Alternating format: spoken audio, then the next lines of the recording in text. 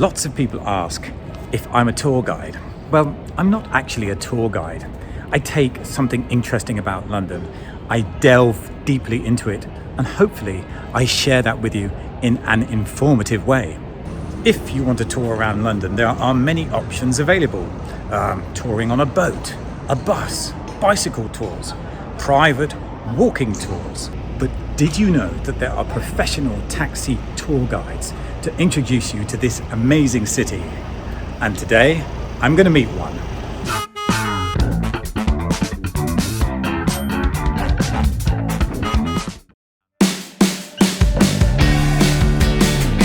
Hi, my name's Ollie and I'm the founder of Discover Real London.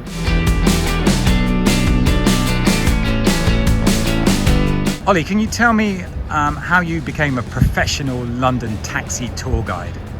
So, I became a qualified taxi tour guide via the course that's run in conjunction with the Worshipful Company of Hackney Carriage Drivers and also the Museum of London. So it's an 8-week course and it's a mix of on-site classroom learning, walks around the city, home study, essays, and of course some exams at the end. And this course is really unique because it's specifically designed just for cab drivers who wish to be tour guides also, because the great advantage obviously that we've got is we've got an iconic vehicle, add in our knowledge of the city and also the history and facts about this place, and we really feel that we offer a really different dimension to tour guiding. What makes a tour guide in an iconic vehicle like the London taxi different from going on a tour on one of the buses or a boat or a bicycle tour or a walking tour? What makes this different? So tours in taxis are really special because they're private by nature, okay? So up to 6 people can fit in the taxi, so it's an intimate personal experience. It can be tailored, bespoke for your party's needs. So maybe it might be an interest, you may be interested in medieval history, Roman history, Harry Potter, the Beatles, you name it. All sorts of things you can learn about in London. Or maybe you've got special requirements. People are travelling maybe with small children or a senior relative that maybe needs some extra help with mobility, things like that. You can tailor this tour for you. Not only that, we've got the iconic vehicle that not only really screams Great Britain, however, we've got privileges like bus lanes, like places where we can pull up that really get you up close and personal to London sights.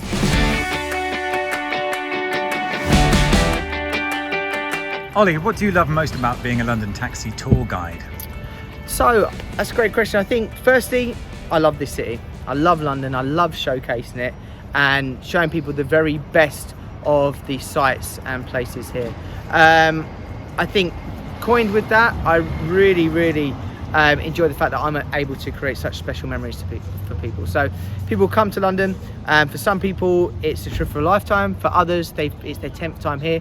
I really like helping groups of people or couples create those special memories with things that they wouldn't have seen, nice photos to remember their trip together and things like that. So I suppose having an impact on people while they're here, I really love. Tell us a little bit more about the birth of Discover Real London and how it all came about.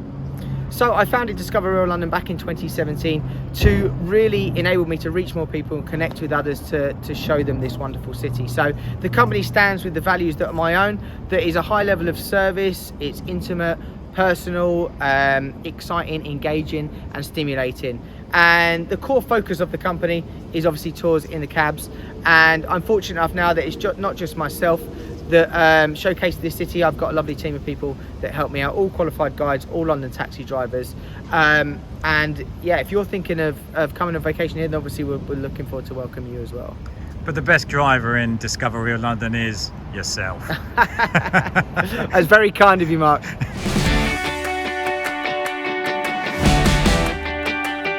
Ollie, can you just give us a flavour, a taste of what a London professional taxi tour guide would do on a tour guide day out? Yes, of course, Mark. So, on any taxi tour that you would undertake with myself or other companies, you would enjoy the exclusive hire of an iconic London taxi with your own driver guide. And you would spend an allocated amount of time moving around the city or the country, looking at exciting, engaging and stimulating facts and sites of interest. So, Maybe you would be doing a city highlights tour. You would be hopping out all the really big world famous sites around this city. Maybe you would be doing more of a hidden gems tour, so you'd be really scratching beneath the surface and uncovering the secrets of London.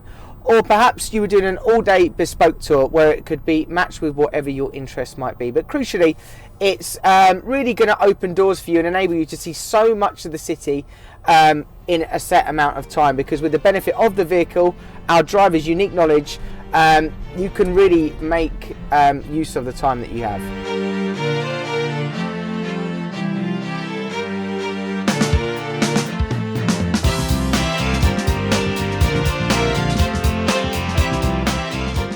So Ollie, why have we stopped here?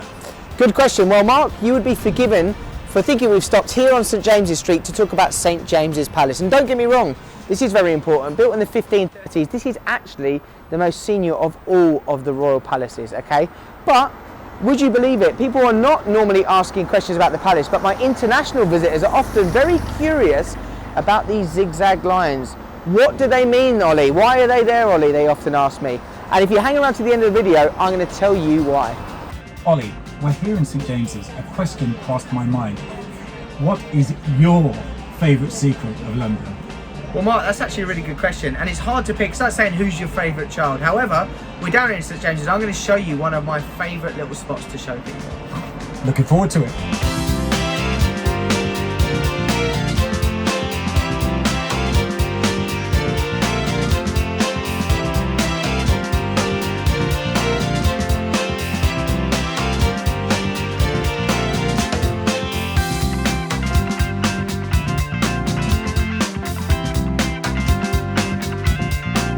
So Mark, we're here in Pickering Place, and it's little hidden gems like here that I really enjoy showing people on my tours, because the big world famous sites of course are important. You don't want to visit London without seeing them, but when you're with a local and a guide, we really like scratching beneath the surface. And we're standing here in Pickering Place, which is actually the smallest public square in Great Britain. Okay, it's tucked just behind Berry Brothers and Rudd, the oldest wine merchants in the country, dating back to 1698.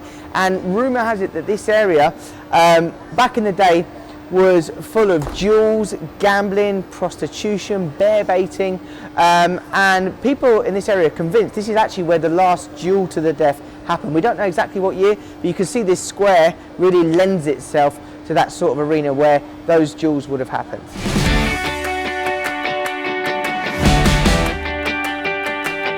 Okay, Ollie, for the viewers' benefit, where are we now?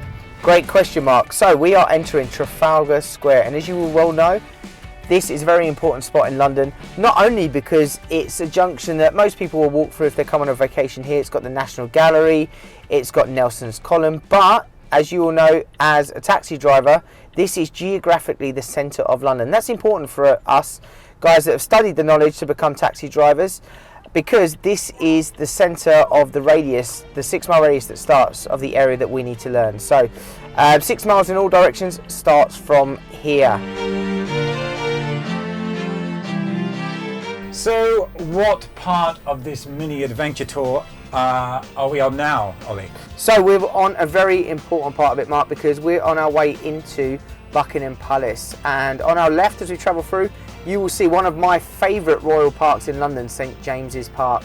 So not only is this sort of like the unofficial front yard of Buckingham Palace, it's got wonderful array of wildlife and plants here, including some pelicans, which you might not expect to see here. So that is not a native bird of the parks in London, but there's a little bit of a history on the pelicans. Apparently they were the same ancestors and bloodline of those birds were the pelicans given to King Charles II by a Russian ambassador all the way back in the 17th century. Also, one of the things you'll notice in abundance in St James's Park, and actually all around London, is these wonderful trees, the London plane tree. So native to this city, this is a mix of an American sycamore and an oriental plane tree, and we call them the lungs of London. Around 50% of the trees in this city are London plane trees, and one of the key features, if you're up close to them, is the bark. The bark, you can just pick it off with your hands. It sheds its bark as it grows. So one of the real staples of the landscapes you find around. So now, Ollie, we're coming up to a very important building, internationally recognised building, and she's looking fantastic as ever. This is Buckingham Palace, isn't it? Yes, we are just cruising past at the moment, post-Jubilee. So all the lovely Queen Victoria memorial is gleaming, that lovely Carrara marble, and of course we can see the palace behind. So what a lot of people don't realise about Buckingham Palace is actually it was built at different times. When we look at the rear of the palace, which we're going to see in a second, to the rear it's actually a lot darker stone, and the architecture is a bit of a contrast between the front and the rear. So all the rear was built early 18th century, okay, and this lovely Bath stone, this limestone that we see, darker in character. All the front was extended originally mid 19th century and then reclad shortly after they developed all the Queen Victoria Memorial out the front. So all the gardens, the gates we see that were gifted and paid for by Empire countries at the time, these were all done around 10 years after Queen Victoria passed away. Talked a little bit about St James's Park. If we class that as the front yard of Buckingham Palace, on our left now we can see the rear of Buckingham Palace. So this is the largest private garden in central London. Just under 40 acres Buckingham Palace as a complex covers. So it's a vast space full of very mature trees, plants, all that sort of thing. And you can tell, you can see it in this footage, that the fence is extremely menacing. So that reinforces the fact that this is strictly private, unlike St James's Park, which is at the front. So Ollie, tell me about the very important flag flying above Buckingham Palace. So Mark, the flag that flies above the palace actually tells us a bit of a story. So it lets us know if the Queen or the monarch is in or not. So at the moment in the footage that you're looking at, you can see just about maybe that the Union flag is flying above the palace. That lets us know that the monarch is not in residence, okay? A more subtle thing that you might be able to notice is the guard boxes outside. There's actually 4 guard boxes. There will be only 2 guards on patrol outside if the monarch is not in. If the monarch is in the palace, not only will the royal standard be flying on top of the mast, but there'll be 4 guards that are manning all of those boxes. So that's how we know if she's in or not.